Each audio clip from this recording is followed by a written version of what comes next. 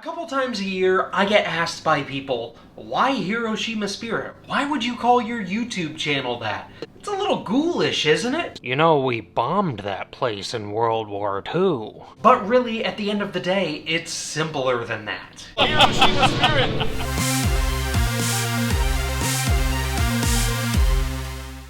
If the room I'm standing in, the car behind me, and my previous content on this channel doesn't make it obvious, I love the Mazda brand. I always have. You can blame my father, because this was his car and I rode around it as a child. I learned to drive in it. I developed a love for the brand. Along the way, I made tons of friends, had beautiful experiences, and memories that will last a lifetime. As far as Hiroshima as a city goes, there's more to it than being bombed by the United States in World War II.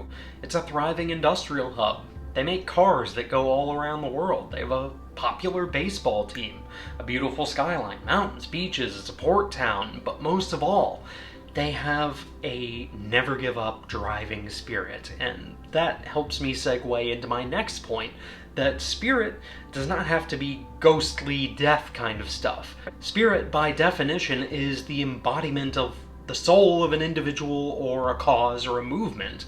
You can have national spirit or team spirit, and in the case of Mazda, they have the never give up spirit. Whether it's rebuilding Japan after World War II, or rebuilding Japan after the 2011 earthquakes and tsunamis. That company speaks to me on a different level, other than enjoying the cars and having friends and beautiful experiences and all that. I just love the drive of not giving up.